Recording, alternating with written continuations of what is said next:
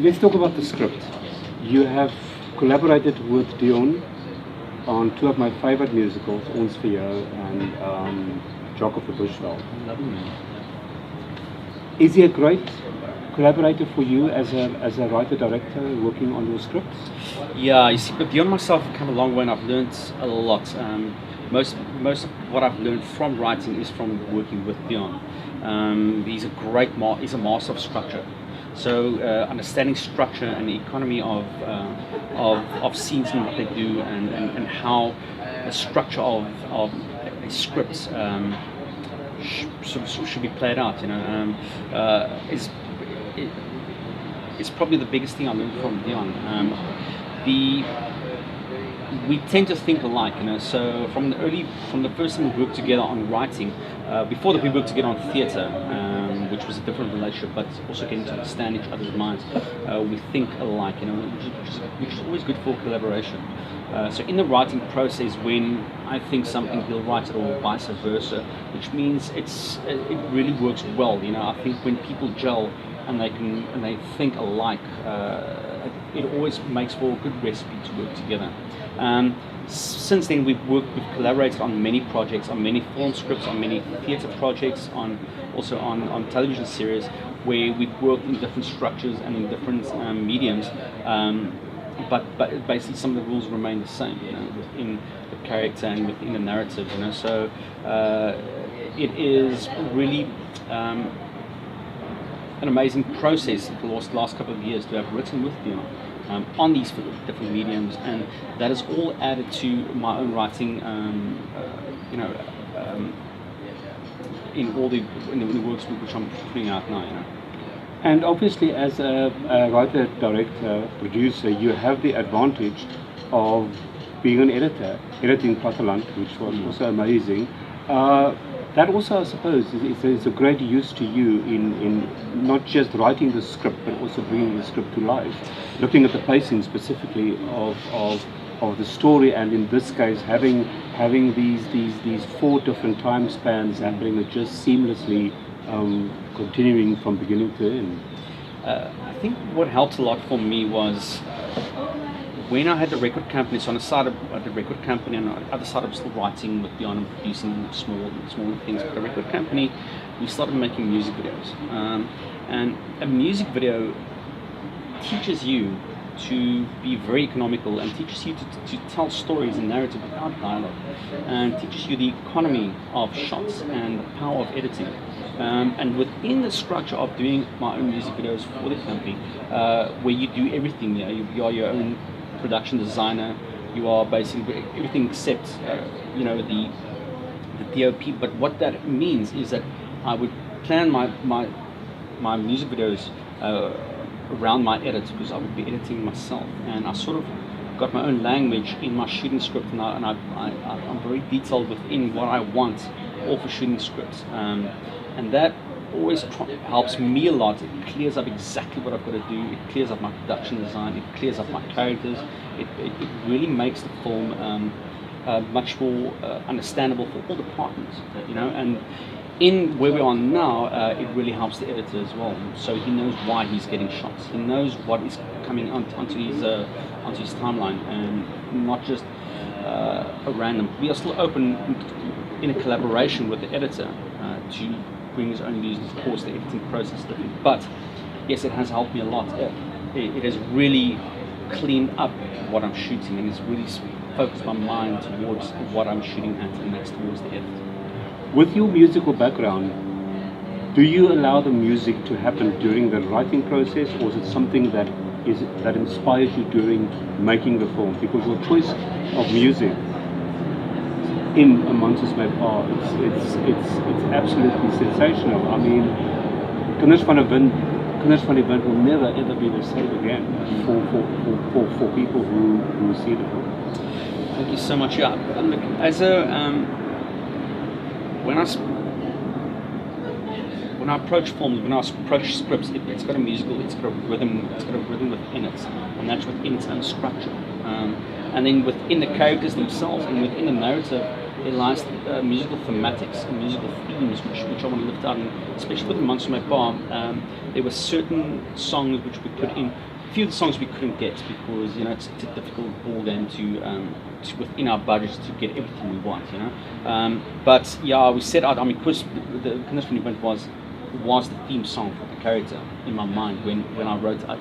So I knew from the beginning that would be the song and that would be his moment, sitting next to the hi-fi and singing that song and reflecting on a life and dreams which were not realized, And Kinders van die Wind sums it up so beautifully, lyrically, So yes, I do put a lot of emphasis on music and on what we approach with the score.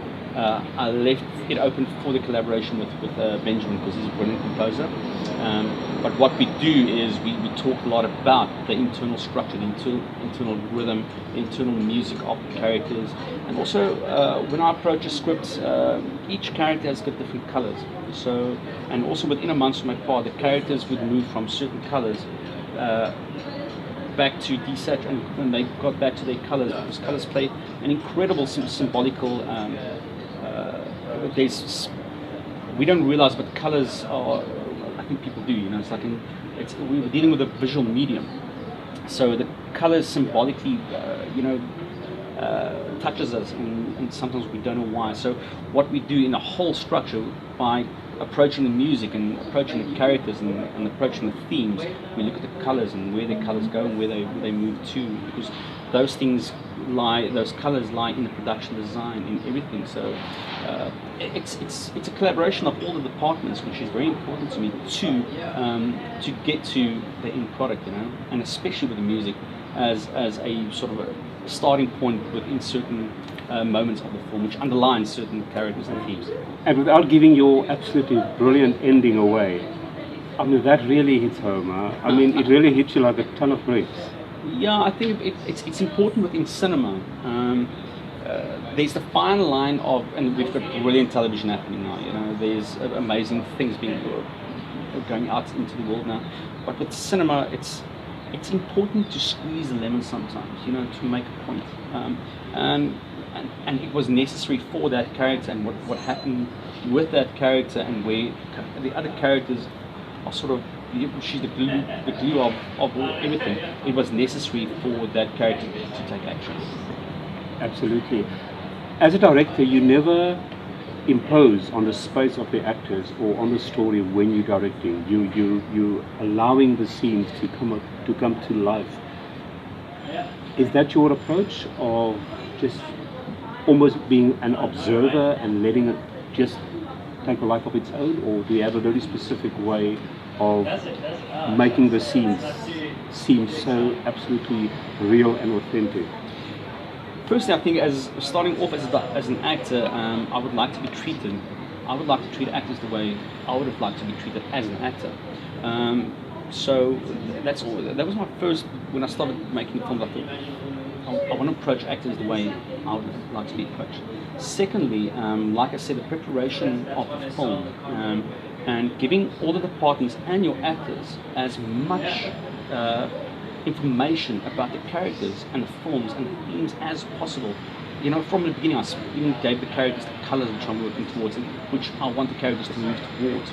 The more information I give the actors, the easier it is to get to the vision that we want. It is easier to lead them towards the water if they understand where the water is. And then you've got to trust within that. You cast actors which you can trust to get certain things out of them for the character. And also it's nice to help certain actors break their own stereotype in performance and to take them to a place where they've never gone before, and it's a nice journey working with certain actors within that. Yes, but trust them because you cast them.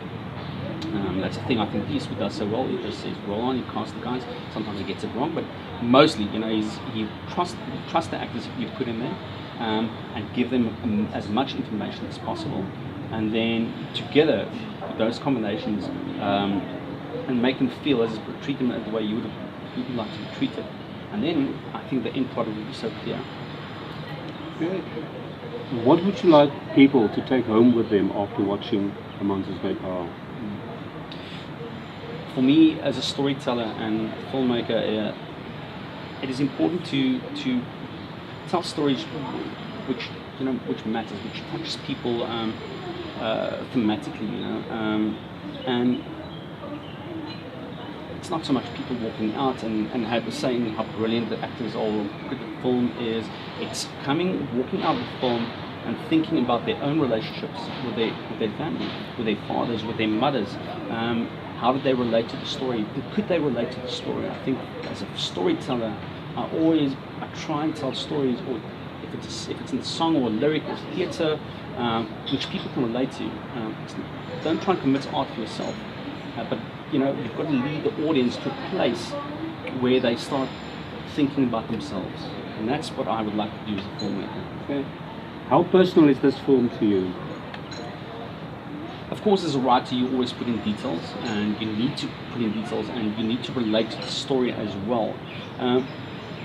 There's elements within my own life growing up in that same period, which I put into the characters, which I put into certain of the characters, but it's not my story.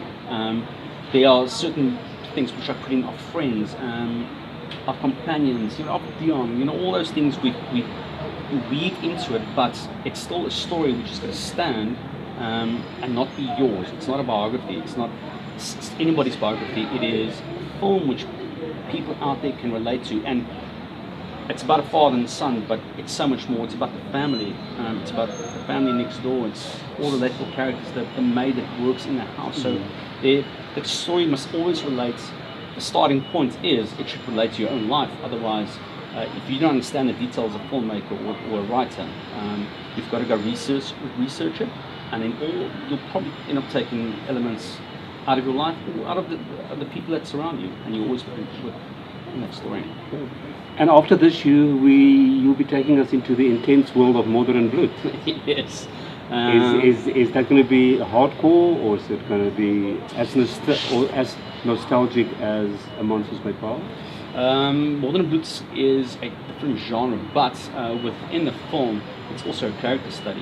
It's a universal story, which does not only relate to to Africa. It could have been England and America within the Civil War. It could have been within any war where there's an oppressor and there's the underdog.